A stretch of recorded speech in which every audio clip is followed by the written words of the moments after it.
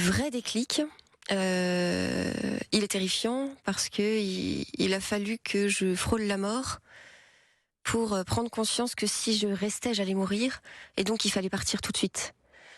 Et il a vraiment fallu que j'aille jusque-là, parce que jusqu'à présent, voilà, je ne pouvais pas partir pour deux raisons. D'abord, le divorce chez les catholiques, c'est juste impossible. Et deuxième raison, je protégeais mes enfants par ma présence. Et si je partais, je les exposais à rester seuls certains moments avec leur papa. Voilà, parce que garde alternée ou garde, enfin bref, la justice aurait statué. Et ça, je ne pouvais pas imaginer les laisser seuls avec leur père. C'était trop dangereux. Donc je ne pouvais pas partir. Oui.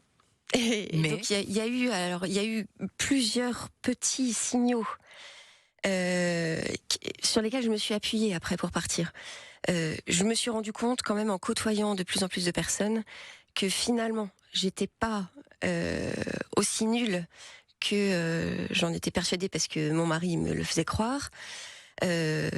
Et donc c'est en retrouvant un petit peu confiance en moi que le jour où je me suis dit soit je meurs, soit je vis, il faut que je choisisse, j'ai pu retrouver les ressources nécessaires pour partir puisque j'ai choisi la vie. Alors évidemment que le départ, il n'a pas été facile, hein. Vous n'aviez rien, pas même un compte en banque. Non. C'est des amis qui vous prêtent un petit peu d'argent pour ouvrir un compte.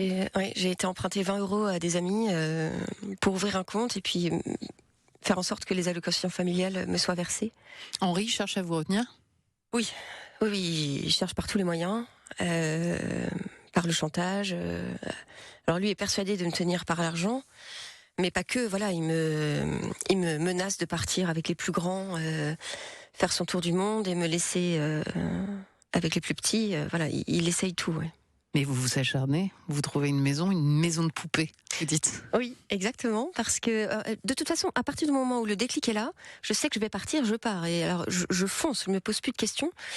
Et donc, je vois une assistante sociale qui m'aide à trouver une toute petite maison, effectivement, toute proche d'une école, parce que j'ai pas de voiture, j'ai rien du tout.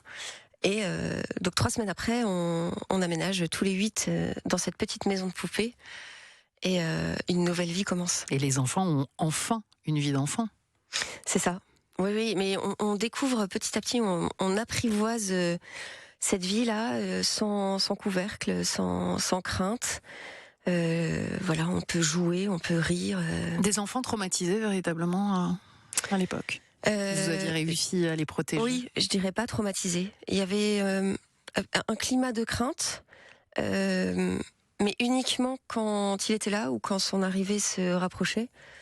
Donc quand même des enfants qui savent jouer et rire. Mais là, il y a une insouciance qui libère un petit peu toutes les... Ils ont le droit de laisser traîner leurs affaires dehors. Oui, c'est ça. De faire du bruit, de rire très fort, de descendre les escaliers très vite.